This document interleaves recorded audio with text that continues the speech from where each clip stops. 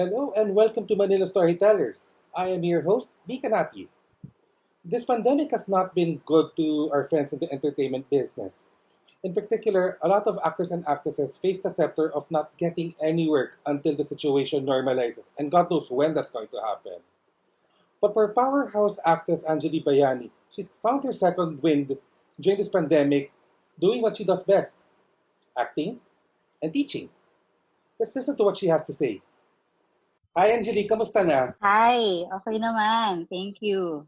How are you doing? I'm doing okay.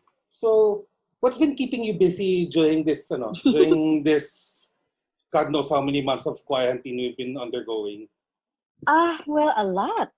Actually, surprisingly, mas busy ako ngayong pandemic kesa before. I don't know if you experienced that, but yun yung discovery ko, surprisingly. We've been homeschooling, my son and I, we've been homeschooling, and I also started teaching acting online. So there's that.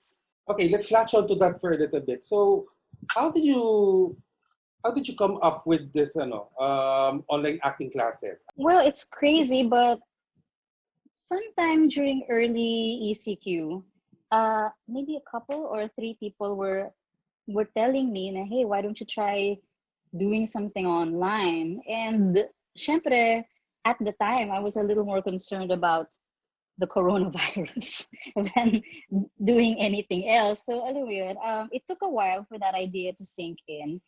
And at first, it didn't come to me right away. When they told me to try something online, my first, the first few ideas that came to my head was katulad ng ginagawa ng mga artista na documenting everything they do in everyday life. I mean, I don't know if my life is interesting enough in that way. Kasi nga, I'm just, you know, homeschooling and I'm just doing everyday household stuff. So it didn't come to me right away until somebody asked me, hey, you're an actress, right? I have a few friends, they're in sales. Do you mind teaching them some stuff about acting? And then at first I was, and my head wasn't there yet. But I just told this person, I'm going to give it some thought. I don't know how to do it, but I'll get back to you. And then that's where it started. I found myself creating a syllabus, not for those people in sales that she mentioned, but for an actual online acting class. So there, that's how it started. And then I figured, balikan ko kaya yung idea na yun of teaching this group of people in sales nga na what would their syllabus be like, as compared to uh, practitioners in the craft. So I'm still working on that actually. I'm trying to come up with something na for non-actors. But since nabuo ko na yung for practitioners or for beginners or people who, I get a lot of students who have no acting experience, and it's like they just found my ad on Facebook or Instagram or something, and then they would message me like, thank you for this class, it's been my lifelong dream, I've never had a chance to do it, and now that you know it's quarantine and maybe this is my chance. I get a lot of students coming from that. So it's a healthy mix actually of total beginners and people who are just starting out in the business and people who have been in the industry for some time. And I like that mix because it's like Aikido. Aikido.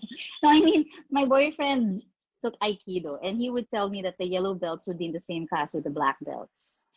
And I thought that was so interesting.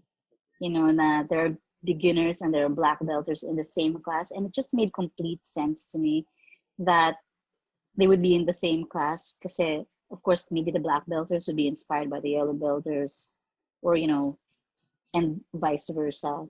So in effect, they are helping each other. They are lifting each other up.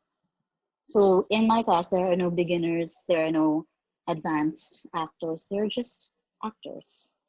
Just to be clear, this acting classes that you are offering is not in conjunction with any group or any organization. This is purely your effort and your initiative.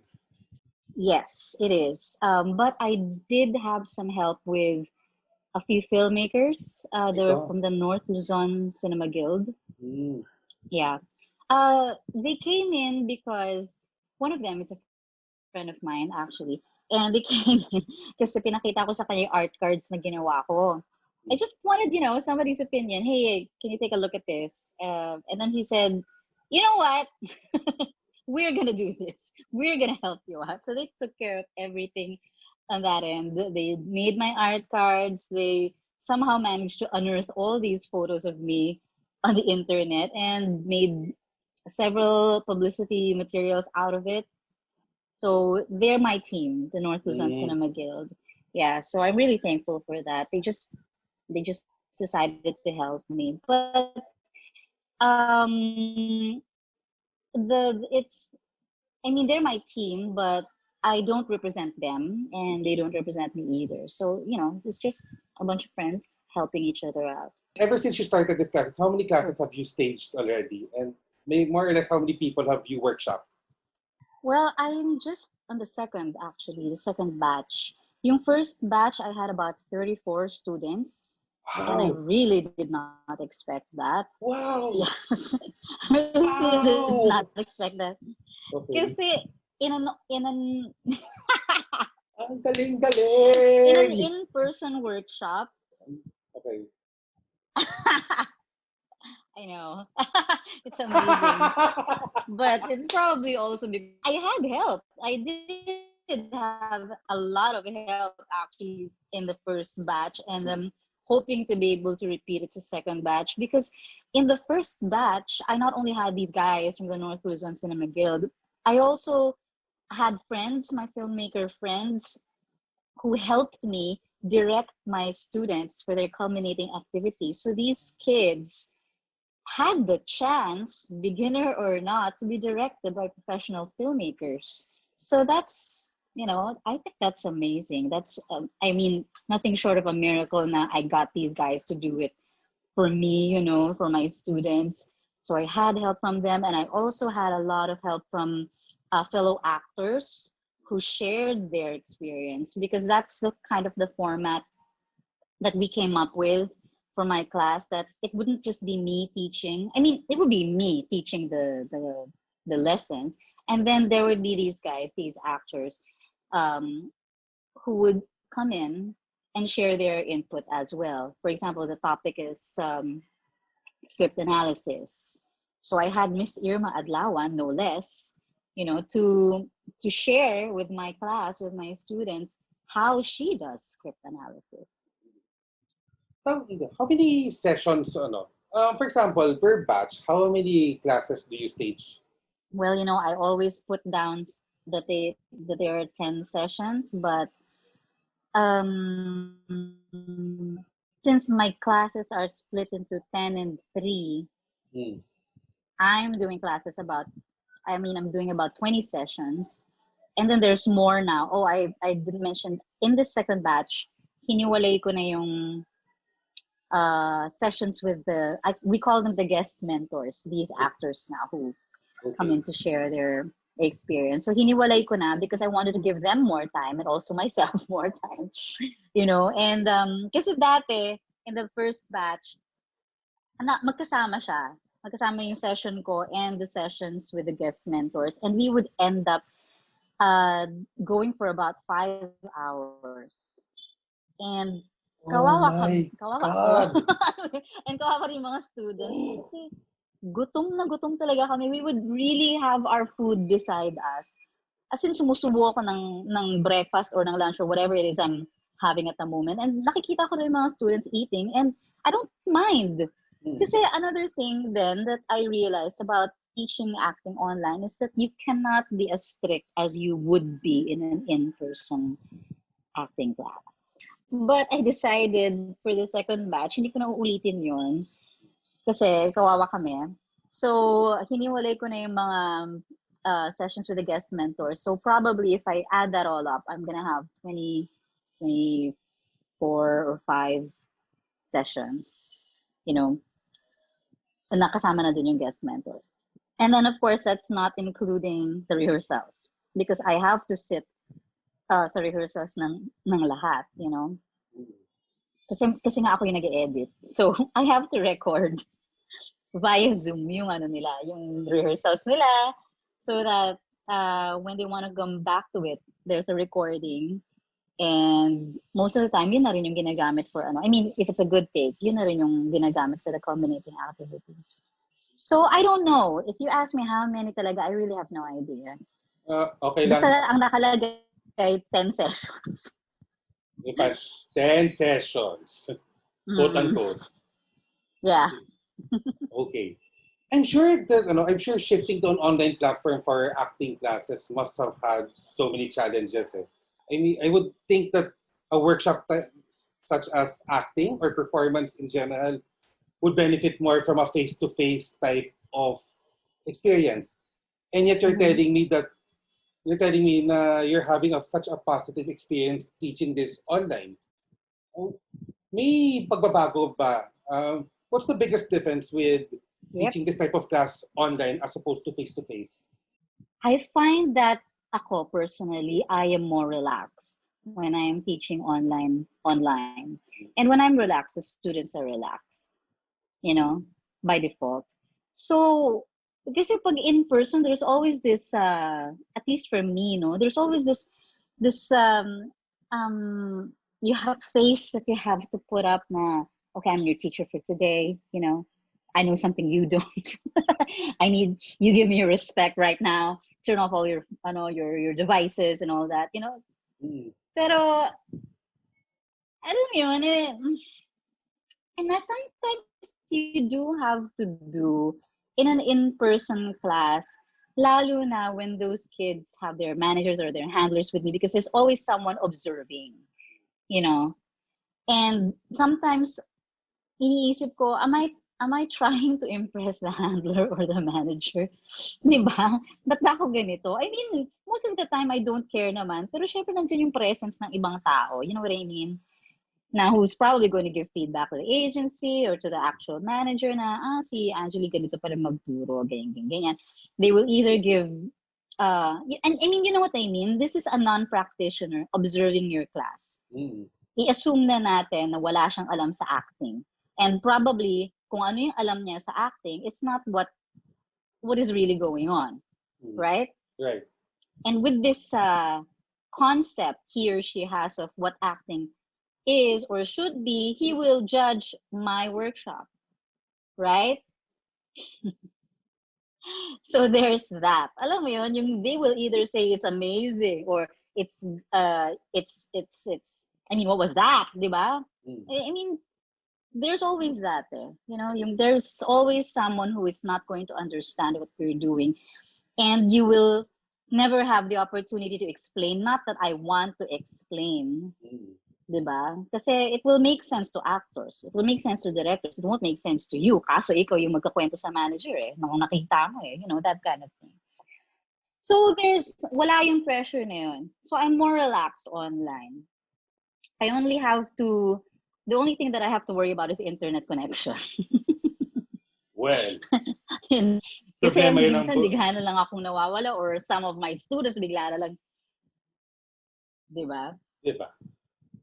So yeah, that's all I have to worry about, the internet connection.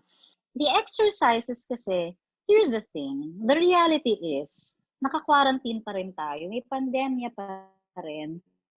Wala pa rin mag-theater. Wala pa rin magle-live. Right? Right. So everything is on-cam. So my classes are suited for an on-cam experience, In fact, mas kita ko nga eh. Kasi right now, kitang-kita mo yung mukha ko, di ba? So, ganoon din sa kanila. Kitang-kita ko yung mukha nila. Every little thing that they do. And even if naka-mute sila, I can tell na they're nagbubuntong hining na sila or they're bored. I can tell. So, and it's so much easier pa nga eh. Kasi parang, yun na nga, in person din, kung may nag-observe sa akin, meron din nag-observe sa kanila, and they're just trying to do their best all the time. Nothing wrong with that. That's exactly what we want. You do your best, right? Right. But we also want them to be honest and truthful. If someone is watching, it's gonna be a bit hard for these kids to be honest and truthful. Because Mr. or Miss Handler is also gonna make sumbong to the manager now, No, these online classes, they're there. Whoever they are, what you see is what you get. Okay. Because they're in the comfort of their home. There's no need for them to put on masks or anything. No one else that they have to impress. You're very fortunate that you were able to latch on to this while so many of our friends are struggling to get by because there are no more opportunities during this pandemic. I mean, buti ka pa nakahanap ka ng something Right. to provide for yourself during the middle of this quarantine period. Yeah, that's true. To be honest, those people who kept goading me into doing something online, at first kasi kaya ako nag-resist, it was, I was afraid. Sa totoo lang. I wasn't afraid that I couldn't do it. No, I was afraid that I would be criticized. Alam mo naman ang mga friends natin sa theater.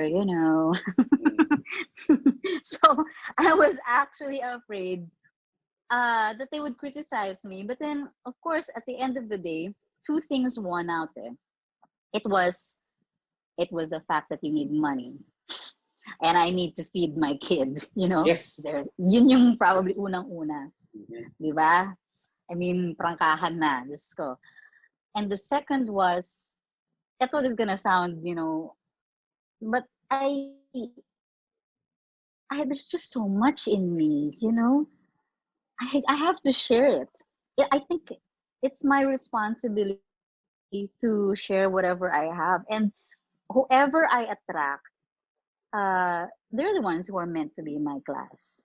You know what I mean? Because in my team, when they saw the turnout sa batch 1 that I had 34 students, they wanted so much to repeat it for the second batch. But I was more like, you know what? It's no big deal. Whoever those 34 kids were who signed up for the first batch, they were the ones who needed it at the moment. Okay. And whoever these kids are who are in the second batch, even if they are not 34, they're the ones who need it now. And I also tell them, these kids, maybe you're not even here for me. Maybe you're here to meet someone else in the class. Or maybe you're supposed to meet one of the filmmakers. I don't know. Maybe it's not even about me. So it doesn't matter how many students I get now, kasi parang ng akin, these are the ones who are meant to be here. So they need what I have. So yun talaga, it just inspires me to be better, as a teacher, and um not just to teach stuff na ito kasi yung turo sa akin, so ulitin ko na lang. Hindi ganun eh. Sabihin na natin, I can't think of the word right now, pero I have a brand. Yun na lang. I don't know what the right word is. No, tama yung, you've used the right word. Brand. Kasi ito rin yung naisip ko. Yung mga humihingi dati ng in-person workshops, every one of them would say, we want them, sana makuha nila yung acting style mo, Miss Ange. Ganun. And to be honest, hindi ko lang talaga masabi sa kanila na that's impossible. You can't get my acting style, even if I'm the teacher. Because that's me. These kids are coming from somewhere else. They're from a different sociological background and everything, di ba? We will just never have the same experience. And therefore, they will be creative in a different way, in their own unique way. So, hindi naman I know it probably sounds selfish, but my acting style is mine. Hindi sa gusto ko siyang, I mean, you know what I mean, right? It's not something you can teach. Yeah? Yeah. And that's been the focus of my classes. That's been the focus of my class. It's not if you are here because napanood mo ko somewhere or I don't know, hindi mo hindi mo kung yun ang objective mo na makuha yung acting style ko, hindi yun mangyayari kasi my syllabus has been designed to bring your creativity, your unique creativity out of you. Yung kung ano yung sayo, yun yung ilalabas natin and not anyone else's. I mean, I'm pretty sure that a lot of these kids, though, that the reason that they signed up for your class is because they've seen how good an actress you are. I mean, I mean, literally over the past how many years? I don't know. How many awards have you won? I mean, how recognized are you at this point in I time? don't know. Why am I not surprised with that answer? What I do enjoy about being where I am right now in the industry is that I don't have to introduce myself so much anymore. I don't have to prove myself so much anymore. I think it's more of that. I don't have to prove myself so much anymore. After a while, especially when you reach a certain age and you've been doing this for some time, if you have to do that day in and day out, it's like, ano ba? Tsaka nakakatuwa kasi hindi ko na, I mean, when I was doing the first batch and I was rounding up all my filmmaker friends to direct my students, I was driven, first of all, by I need someone to direct my kids. Yun lang. Pero after a while, nandun na ako sa rehearsals, oh my God, nakuha ko lahat ng taong to. And they all have names. Sikat sila. Bigating sila. At nakuha ko sila ng ganun-ganun na lang na what I'm enjoying is not really fame, but a good reputation. Yeah.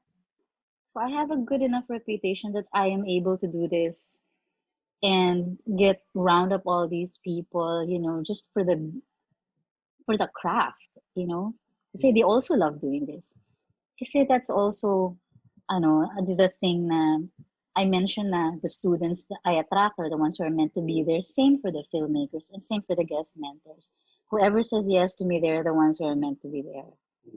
Okay, I mean, with everything that you've achieved and everything that you're going to achieve did you ever imagine that when 20 years ago, when you were still, 25 years ago, when you were still starting out as doing theater in UP Diliman, did you ever imagine that you would reach this level? No, of course not. But did you dream about it? Yeah, I did, of course. In fact, ang hindi ko nga makakalimutan yung after rehearsals, tapos wala ng jeep ng UP, maglalakad na lang papuntang Philcoa, di ba? Tapos walang pambili ng kape, walang pambili ng yosi, mag-share pa tayo sa isang stick ng yosi at sa isang tasa ng kape. Tapos kasama ko si Nick Ulangan nun Nakaupo kami sa steps sa Philcoa. And then somebody said, it's a blue moon tonight. Tapos sabi nila, kailangan yung mag-wish ngayon kasi blue moon. And I don't know what was going on that day. Pero kami talaga ni Nick, sabi ko, Nick, ikaw muna. So nag-wish si Nick. Ganyan na, gusto niya maging filmmaker, maging director. Ganyan. Tapos ako naman, sineryoso ko talaga, yung blue moon na yan. Sabi ko, gusto kong bilang mahusay na artista. Hindi ko kailangan, I remember saying that talaga, hindi ko kailangan yung celebrity levels. Gusto ko lang makilala ako bilang isang mahusay na artista. Masaya na ako sa ganun. Yun, that's what I said. So, I mean, I think naman, nagkatotoo siya kahit paano. I think nagkatotoo siya, period. Had I known na magkakatotoo siya, alam mo yung on hindsight, sana pala nag-wish ako ng marami rin akong pera. Yayaman din ako. Magkakatotoo pala siya, sana tinodo ko na. I'm just thankful na my son and I, and my boyfriend, we live together and we don't go hungry, And I think that's all that matters. We have a roof over our heads, we have food to eat, clothes on our back. And diba? Hindi ba yun naman yung mahalaga? Tsaka masaya tayo. Yeah. I don't know if you remember this, but we had a conversation. we had a Well, conversation, I'm going to say around around 2006. I think we had this conversation while shooting Nick's first film when we were hanging out at Gapas. uh-huh. And then you told Okay, oh me, my God. okay, you told me that you knew that you were fated to be a very good actress. Now, I don't know whether that was one of the Oh my times. God. I don't know how many, because God knows how many beers we had at the time. If it was the beer talking or the bravado or whatever. But what struck me at that point was how confident you were and how sure you were that you were going to make it. Mm-hmm. And look at us now. Wow. Thank you for reminding me of that. I don't remember saying that. How could you remember But you that? know, I We think were it's a roaring drunk combination. at 5 in the afternoon habang nasa shoot. Wow, okay. Parang gago eh. You know, there are a lot of things that happened back then. Lalo na yung around that time. And also in that area. You know, I think that place is magical eh. So, totoo lang. May mga salita akong binigkas sa tabi ng Manila Bay. Na nagkakatotoo. Alam mo yun? I know it sounds nuts, you know, but I'm that kind of person who believes in those kind of things, you know, and totoo siya eh.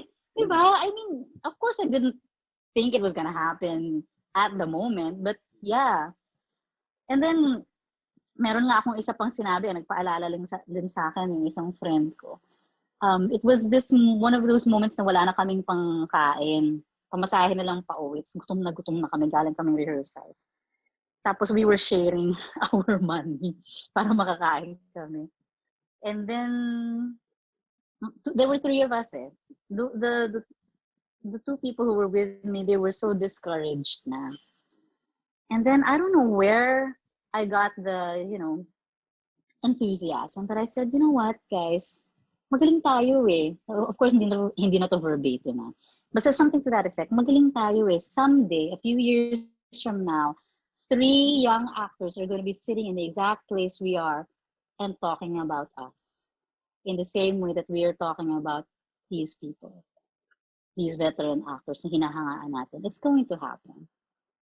So, of course, I don't know if that had happened, but I I'd like to believe it has and that it still does. You know, Well, malay mo. I mean, Malay mo. Some of the people who showed up for your acting classes are in your acting classes because they've talked about you guys and they know about you guys, and that's why they want to be part of your experience, and that's why they're in your classes ngayon. It's precisely because they're talking about you. I'm sure you get asked this a lot. Eh. So, how did you end up where you're at right now? I mean, how did you land the films that put your name on the map? How did you work your way up the hierarchy? I'm sure you've gotten this question so many times. yeah, and it always warrants a very long answer, but I'm going to Okay try lang. to. All right. So I started acting when I was in the UP Repertory Company, but I didn't really take it seriously because back then diba, we were always switching jobs. You know, I'd be an actress now, or next production I'm a stage manager. Diba? We switched jobs, so it wasn't something that I figured I'd be doing for the rest of my life. It was just something that we needed to do as a company, you know. Yeah. And then eventually I ended up sa theater arts program ng UP, where I decided to be either a stage manager or a production manager. And that was my dream back then, to become a very successful stage manager or a production manager, because at the time I thought that was where the money was. And that was my primary motivation, because my mother was a teacher and she was having a really hard time making ends meet, and she was very, very disappointed that I gave up BS biology. I gave up being a doctor Ay. to become a theater arts student. You know, parang hindi naman sa I wanted to prove her wrong, you know. It was more like, I know you're disappointed, mom, but I'm just going to give back. Yun lang. Parang, and this is how I know how to do it. Parang ganon. So, from theater arts, it was supposed to be my last year sa UP. Graduate na dapat ako. Na MRR ako. Okay? Yung na maximum residency rule ako, that was the first time ipinataw yung MRR na yan, and nobody knew what it was. So when I was trying to enroll for my last year in the theater arts program, gagraduate na dapat ako. Hindi ako nakapag-enroll. Kasi MR na ako. Hindi ako binigyan ng RegMat. And inappeal ko siya. This is a funny story. Inappeal ko siya sa college sec ng Cal. Tapos ito talaga, ikukwento ko talaga ito. Wala akong pakialam. The guy before me was someone I knew. Okay? Someone I knew. And sorry, syempre hindi naman tayo nag-name names, no? Alam ko kung ano siya, kung sino siya. Alam kong addict siya. Alam kong hindi siya pumapasok. Okay? At alam ko, sorry politically incorrect talaga ako. Sorry. Okay. Sabi ko kasi, kilala ko siya. Pag hindi pumapasok yun, minsan nga kasama ko parang hindi ka pumapasok. Hindi, natamad. Alam mo yun? Anyway, habang kinakwento niya sa akin na kailangan ko na mag-appeal, churut-churut, whatever, ganyan. Sa utak ko talaga, sira ulo ka pala eh. Ilang taon mo nang ginagawa yan, sa tingin mo, i-approve yung appeal mo. Ganyan. So, ito yung nakakatawa. Pasok siya sa office. He wasn't even there 30 minutes. Paglabas niya, tuwang-tuwa siya, pinirmahan yung appeal niya, in-approve. So, pinasa ko lahat ng papers, may appeal, napirmado na lahat ng prof, ganyan. Walang problema. Kompleto ako. Sabi nitong taong to, hindi ako naniniwalang pinirmahan to ng mga prof mo. Sabi ko, bakit? Di ba? Ayun po yung mga pirma nila, kompleto po. Lahat po sila. Ayun na, hindi ako naniniwala. Sabi. Hello? So, syempre ako, bakit? Bakit po? Kasi daw, ang pangit daw ng record ko. Sabi niya. Kaya hindi siya naniniwalang pinirmahan nila yung appeal ko. Gusto ko sabihin, grabe, ganun ba kapangit? Parang may mga line of 1 naman ako. Oo, nagkaroon ako ng 5, pero yun yung nasa biology pa ako. Alam mo yun, yung parang hindi ko alam kung saan galing yung emotion, pero parang may sumutok sa dibdib ko kasi parang hindi ako makapaniwala na ganun-ganun na lang i-deny yung appeal ko. Samantalo yung nauna sa akin, nakitang-kita namang gagot kalahati. Alam mo yun, yung pinirmahan niya kasi gwapo. Alam mo yun, tapos ang inisip ko rin, ano sasabihin ko pag uwi ko? So, disappointed na nga yung nanay ko. I swear, hindi ko alam kung saan galing emotion, pero hindi nag-well up yung tears in my eyes. Hindi gano'n. Hindi siya mabagal. Bumuhos talaga siya. Ganong iyak. Nakakatawa. Tapos ganito lang siya habang umiyak ako. Tapos ako, ang sakit kasi parang galit na galit ako. Actually, galit na galit ako na I cannot believe my appeal was denied. And then, yung funny lang, tapos na ako umiyak. Sabi ko pa rin sa kanya, hindi talaga. Hindi talaga. Hindi mo pipirmahan yan. Gumano na ako. Sabi niya, hindi. Okay, sige. Yun. Gumano lang, umalis na lang ako. And then, I didn't know where to go. Nung time na yun, merong Old Manila pa sa bahay ng alumni. Yes. Pumunta ako doon because I didn't know where else to go. Nakita ko doon yung prof ko, sumalangit nawa, si Professor Ogie Juliano. And then sabi ko, Sir Oj, I don't know what the fuck to do. Okay, ito na yun hindi ko alam. Anong gagawin ko? Hindi ko alam. And then he told me, why don't you go and get professional theater credits outside? And then i-gather mo lang yun and then come back. Tapos, yun. Pag nagpakita ka ng professional theater credits, maniniwala na sila na you're serious about the theater arts program. They will let you enroll. And I didn't know many theater groups at the time. Ang alam ko lang ay PETA.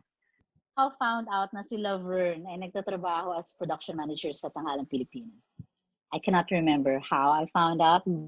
I called Tanghalang Pilipino and I asked for him. Laverne, si Angeli.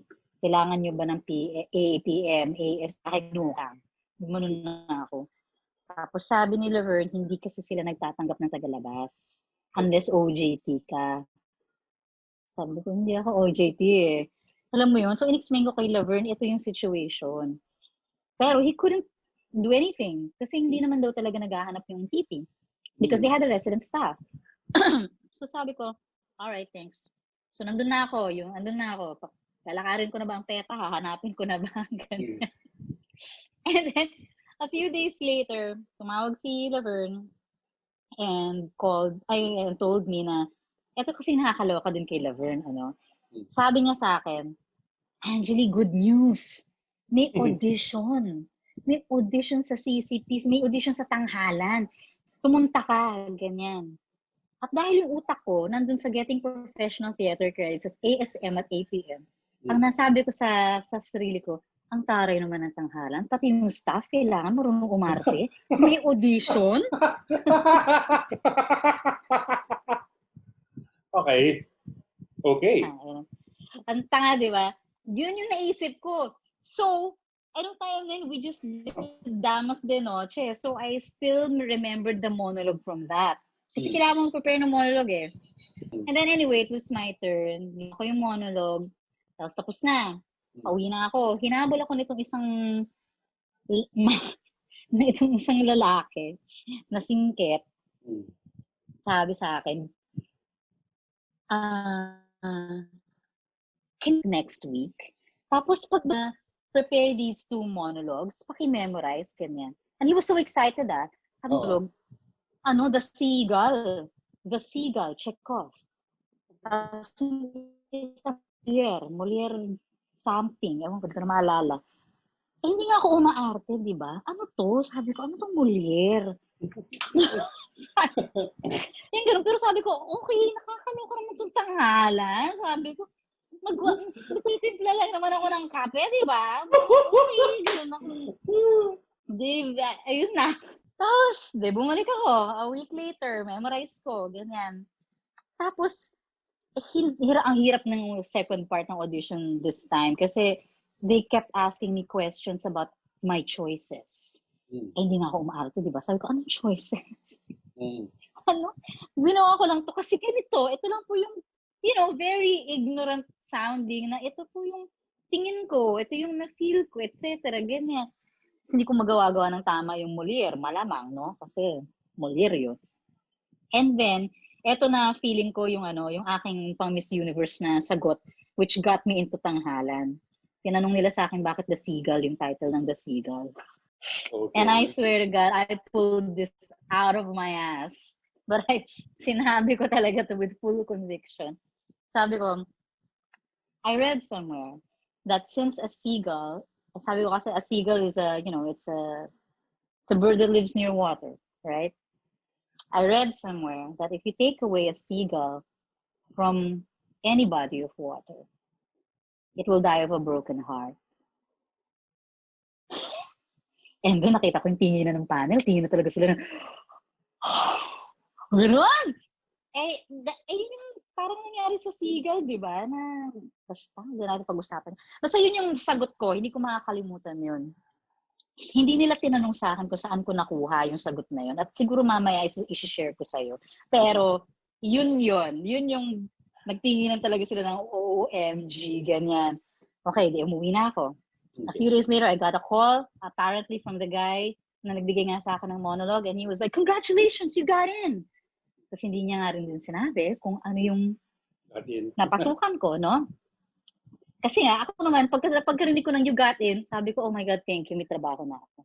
Yung alam mo yun, yung at least I have something to tell my mother. Diba? I have worked in a professional theater company. But then, ito lang yung sinabi na itong mama na to, no? Sabi niya, congratulations, you got in. Are you free tomorrow at 9 a.m.? Tapos pinapunta ako somewhere sa isang studio sa Makati. Pagdating ko doon, akala ko kung anong mangyayari, but it was an acting class. It was an improv class. na buong araw. Alam mo yun? Tapos ako talaga yung,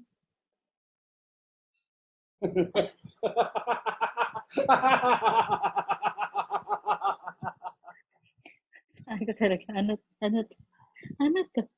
Tapos naghahanap ako ng staff. Walang staff. Alam mo yun, talagang ganun talaga ako yung, pero hindi ko pinahalata na, syempre, kasi pabibo ko eh. Di ba? Gusto ko ng trabaho eh. Gagalingan ko dito kahit hindi ko alam kung ano yung improve. Okay?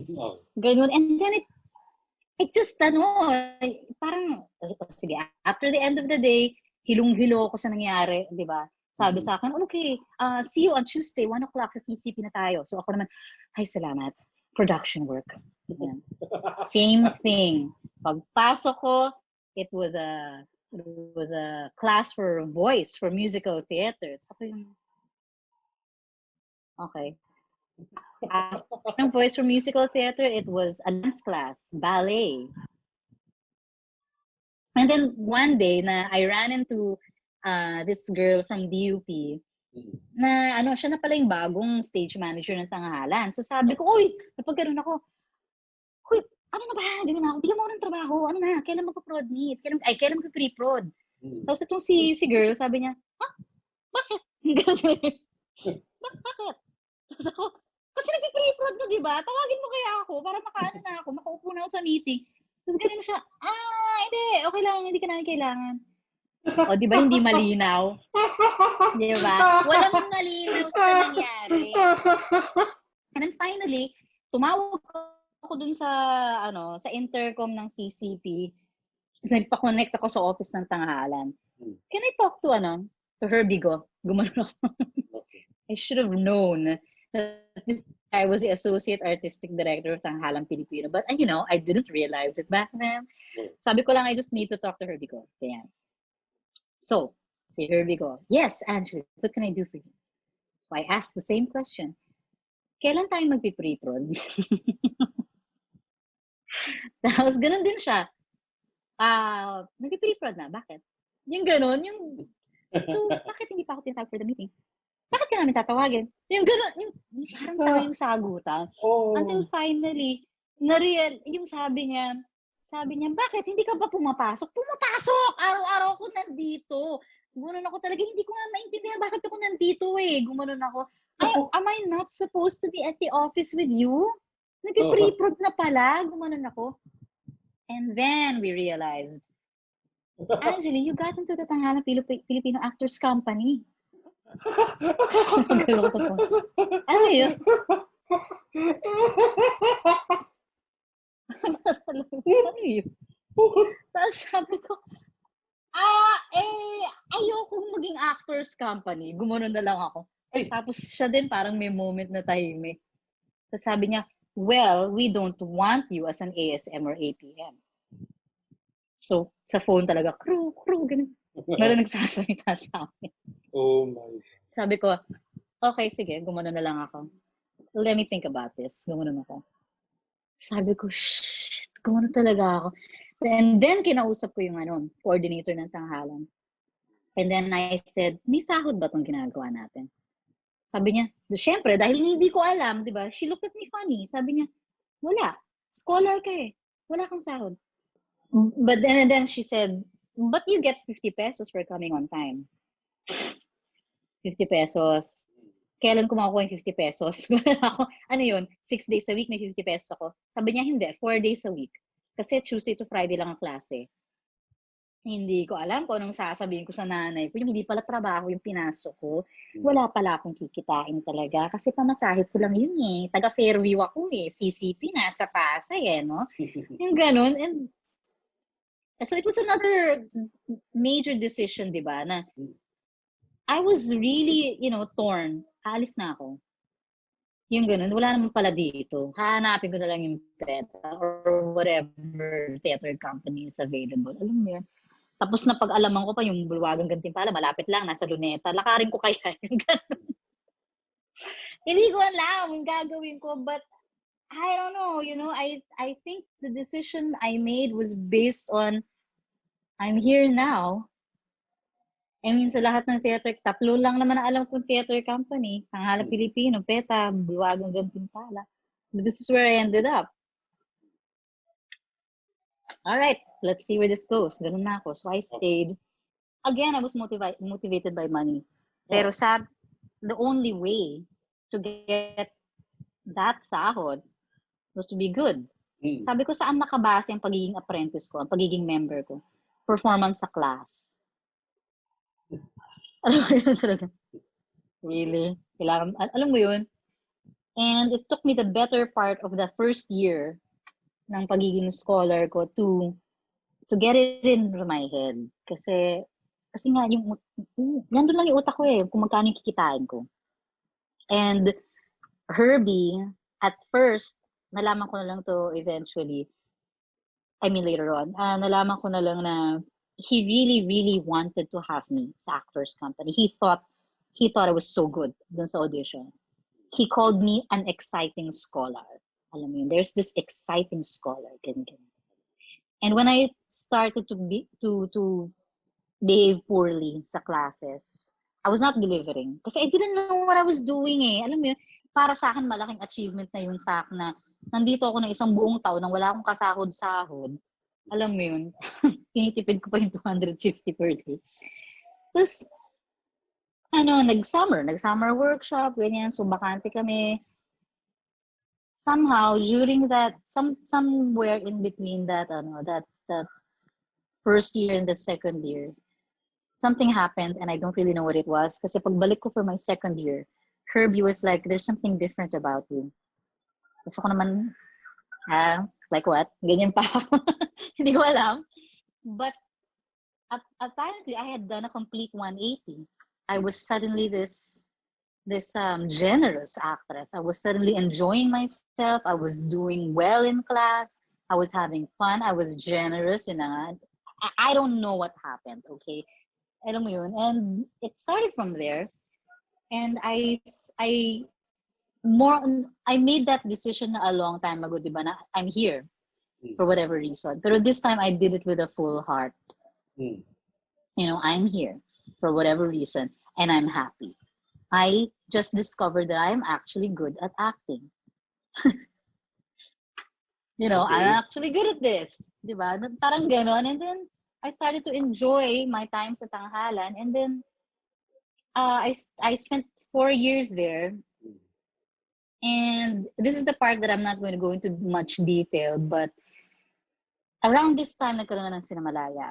And everyone in theater just wanted to have a crack at that. To be able to do an independent film kasi lahat ng artista taga-theater. Diba? Finally, we have a shot at making a film at hindi celebrities yung nandyan. Finally. Yun yung nasa utak namin lahat. I'm telling you, if anybody tells you otherwise, huwag ka maniniwala sa kanila. Everyone thought that nung first Cinemalaya. But then came the second year of Cinemalaya and what do you know? Siyempre, may mga napapalitan. Sino ba yan? Taga-teatro lang pala. Ito na lang, artista. Ganon. Okay. So, ayun. Ganun kaaga, second year pa lang na Cinemalaya at tinatanggal na yung mga theater actors who were instrumental in making Cinemalaya, the first Cinemalaya, successful anyway, And pinapalitan na yung mga theater, pinapalitan na nga ng artista. And then itong si Nicola nakapasok sa second year ng Cinemalaya. Of course, he wanted to get me. Diba? So, my name was on the list. Pinapatanggal daw ako. Tapos ang sabi ni Nick, I will forever be grateful to him for this. Sabi ni Nick, tanggalin niyo na pong lahat, wag lang siya. Nox. Yan. Okay. Ganon! Diba? Ganon kasi, diba? Dapat. So, yon. Therefore, nagkaroon ako ng pelikula. Okay? And this film, again, I did mention, I'm not gonna go into much detail, but nagkaroon ng friction sa amin, sa tanghalan, because of this film. And I did not understand. Kasi parang, I've been here 4 years. Do you not yet know me? do you not yet know na I have become a professional? Alam mo yun, that I am a person of my word.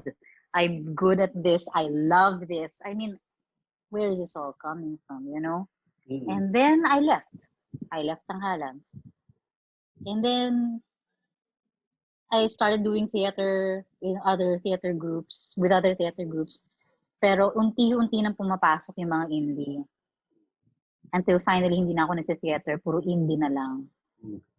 And then I guess dumating na yung major quote-unquote breakthrough in my career as a film actress. Kasi I had just finished doing this musical. And over the weekend, there was this filmmaker na hindi ko naman kilala personally, had been emailing me about an audition. Okay. Ang sabi ko, sa utak ko, hindi ko naman kilala to. Ano problema nito? Ayun. Saan niya nakuha yung email ko? Yung ganun. Yun. Di ako naman syempre polite. Thank you for the invitation. Shoot, but I don't think I can make it because I'm in a musical. Hindi kami aabot. Okay. But thank you. Ganun. Tapos nag-close kami. Nag-close yung play namin on a Sunday. Lagi naman, di ba? On a Sunday. Tapos gabi na. Tapos galing ka CCP. Dahil mandala. Pagod na pagod ka kasi musical yun. At ilang linggo mo siyang pinagagawa. And then you get a text na they're waiting for you sa audition. So ko yung talagang, ano ba? Di ba sabi ko ayoko? May ganun talaga ako na, ano ba to? Pero sabi ko na lang, okay, sandali. Tatawid muna ako sa Starbucks. Mag-iyosin muna ako. Magkakape muna ako. Magpapahinga muna ako. Okay? Saka ako sasagot dito sa taong to. Kasi pagod na pagod ako eh. Alam mo yun? Mm-hmm. At sa lahat ng ayoko, yung nagre-reply sa text, nag-buisit ako. Mm-hmm. So kakalmayin ko muna yung sarili ko, diba? So nag-iyosi ako. Andun pa rin siya. Sabi niya, they're waiting for you, Kemer. Sabi ko, sige na nga. Punta na nga ako, kahit uwi na ako. Kahit marami akong dala, okay? Ganyan. Punta ako. Pagdating ko, ako na lang yung nandun na actress. Ganyan. And,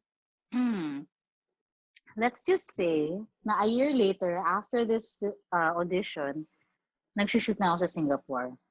And this film was Iloilo. So isipin mo na lang I almost did not go to that audition.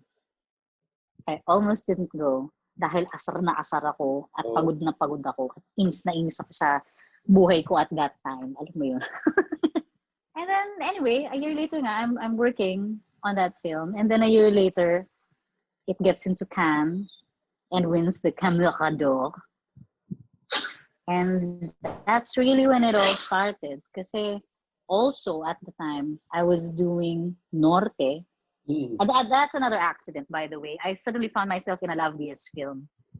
And I had no idea who Love Diaz was. Bakit ka ganyan, Angeli? Kulang na siya yung long hair na. Bakit ka ganyan? Sabi ko lang, alam.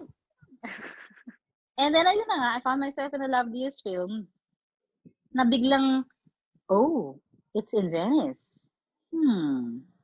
You know, yung bigla ako nagkaroon ng awareness ng mga film festivals. Venice, okay. And then I did another Love Diaz film, also made it into Venice. Okay.